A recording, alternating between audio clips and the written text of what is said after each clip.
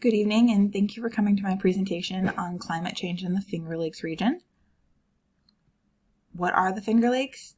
The Finger Lakes are 11 glacier-made lakes that make up what we call the Finger Lakes. They're called the Finger Lakes because from above they look like fingers having carved out space in central New York where they're located. The names of these lakes are listed here on the left-hand side. We have Canisius, Hemlock, Canadice, Honeoye, Canandaigua, Keuka, Seneca, Cayuga, Owasco, Skaneateles, and Otisco. These lakes all have names that were given to them by the Native Americans that originally settled in the area, which then signed the land over to settlers in the early 1900s. And even though these lakes share the same region, they all have their own complex ecosystem, which is also affected by climate change. So what are we going to look at? We're going to look at climate change, the long-term changes in temperature and weather. We're going to look at positive feedback, which is defined as the results of damaging the environment that increase the rise in temperature, and who and how we can save them, from things like the water stewards to conservations of the lakes. So from there, we're going to jump right in and look at the history of the area. So the Finger Lakes region of New York State has been pretty much defined by its icy history. We've got a long history of ice, going all the way back to the Pleistocene Glaciation, which was a period where sheets of ice covered the area. It was frozen rivers that used to exist that used to flow through the naturally occurring hills and valleys that we have here in central New York. And as things heated up, it caused those frozen forms of glaciers to slowly creep southward, carving into the landscape these long, narrow, uneven lakes that we call the Finger Lakes because they look like somebody took their fingers and dug them into central New York. And as you can see here in the image, it gives you the different depths of the different lakes. You can see some of them are much deeper than others, as well as depth as how they vary compared to like water level as well, to sea level. The next one we're going to talk about is what they called the Year Without a Summer, which was in 1816. So the Year Without a Summer was caused by a volcanic eruption in Indonesia, which put a large amount of volcanic ash into the atmosphere. By doing that, it disrupts the ability for us to properly process the process of albedo, which is collecting the solar radiation on different areas. Because snow-covered areas, like white areas, reflect that radiation, but darker areas would collect that heat, which then helps us keep the heat lower. Because of that disruption in the cycle and the loss of solar radiation, it caused things like crops to die. We were seeing things like snow in June and July, and it disrupted the entire ecosystem. So that is just another excellent example about how ice has played a huge part in how things function or the history that exists here in central New York, i.e. the Finger Lakes region. So from there we can talk about climate forcing. So what is climate forcing? It is defined as the physical process of affecting the climate on the earth through a number of forcing factors. So we can look at how that manifests in our lakes. Climate forcing issues can be seen as lake contamination, which comes from runoff from chemicals we're putting in our gardens or what people are using to clean their cars, then ending up back in our lakes, adding extra phosphorus and nitrogen and damaging the ecosystems. We're also overbuilding on our lake fronts. These $1 million mansions that keep going up are damaging the ecosystems, they're causing more contamination into the lakes, and they're also leading to erosion of the banks. Because of the first two, we are seeing an increase in blue-green algae. Algae thrives off of the runoff that we are creating. It helps it grow faster. The cyanobacteria is then taking over and growing stronger in the lakes, creating large patches of it, which are toxic if consumed. It also takes up the extra oxygen that's naturally in the water that the other creatures in that need to thrive and grow and breathe. And then it's also very transferable between the lakes. So we have to try very hard not to transfer the extra blooms of blue-green algae into the other 11 lakes. And the third part is bank erosion. So bank erosion is creating loss of habitat. It's breaking down the edges of the lake so that we can no longer build on them. We can no longer walk on them. It's causing to just break down our access to this beautiful water feature.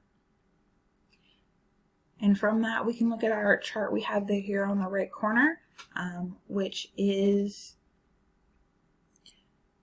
a chart that shows us like historically what temperatures looked like, all the way from 1850 to current. As you can see, we've had a huge spike in heat. Heat also helps, contribute to all of these forcing factors, because we overbuild on the lakes, and those houses then have AC in them, which is a different process which causes more energy. The heat helps the blue-green algae to grow faster. We end up using more water to water our gardens to keep them thriving, but that causes more runoff into the lakes, once again adding to that overpopulation of the blue-green algae. So from here we can look at two other charts that I showed. These kind of show like the environmental factors here in the region. One of them is data that shows just how much the climate has changed since 1944 in Canandaigua specifically. So if you look, we have a relatively low increase in temperature, but you can look at the map and see that it does increase, and that only helps further the issues that we're seeing in our lakes. And on the left here, we have a chart that shows projected changes as far as temperature goes.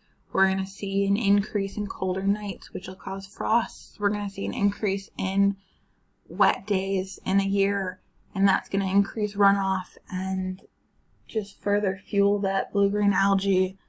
And then New York's also projected to see a small change in heat, which once again, builds that perfect climate to further the growth of the algae.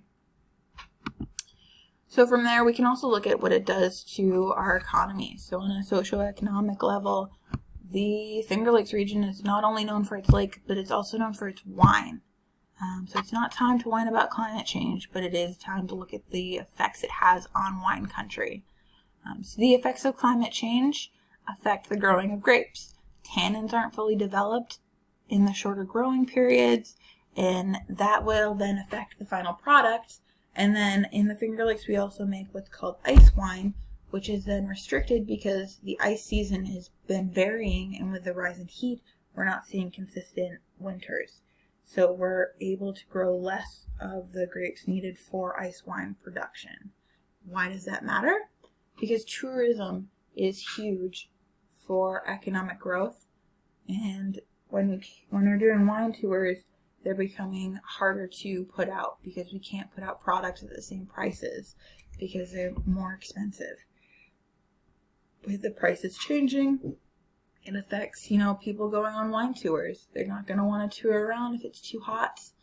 They're not going to want to pay the increased prices. And then it also affects the fact that we need more nutrients to grow the grapes correctly in this changed environment, which then adds to the runoff that's ending up back in our lakes. Seems how our wineries all circle the lakes.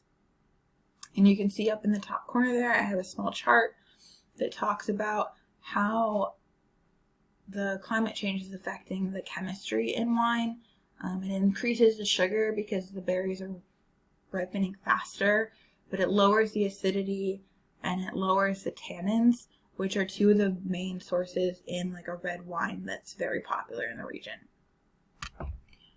So from there we can look at changing climate change. How can we fix climate change? One of the two ways is we have what are called water stewards. Water stewards is a group of people here in the Finger Lakes that are working on, monitoring boat docks. They're monitoring people pulling their boats out of the water before they put them in, making sure that they don't have things like zebra mussels, as pictured in that top picture there, stuck to the boat so that we can keep them from expanding to all of the lakes. They're making sure they're clean so that we're not transporting that algae back and forth when you take your vessel from one lake to the next. And another important thing that water stewards are doing is they're working on buying land around the lakes, specifically lakefront properties, so that we can turn them back into wildlife areas, making them preserved, being able to protect what is naturally there, what naturally grows there, and the species that call it home. And another way we're doing that is we're looking at invasive species monitoring. We update a list all the time of all the different invasive species. They, put out a list of what they want you to kill if you catch it. Like the bottom there, you see it's called a rusty crayfish. It's an invasive crayfish to our lakes. So it's one of those ones where they ask you to not throw it back in. Definitely use it for fishing bait. And then also they talk about monitoring boats there as well to make sure these species aren't, climbing aboard and going back out and damaging the region. So the future, we're projecting to continue a rise in temperature. It's going to increase the cyanobacteria. It's going to alter growth seasons some more, and it's going to change the wine production. So the local average temperatures is projected to increase between 1.5 and 3 degrees Fahrenheit by 2030. And 3 to 5.5 degrees by 2050. Days with lows below 0 degree Fahrenheit will drop more than 50%, and while temperatures above 90 degrees are expected to more than double.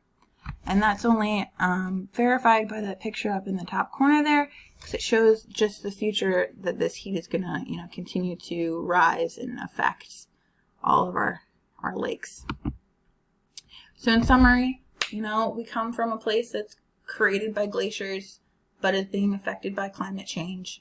We've got climate forcing, which is the blue-green algae building on the lakes, contaminating them, causing erosion. We've got changed weather seasons due to climate change, so that's affecting our wine growth, which is an economic change, and it's a flavor change.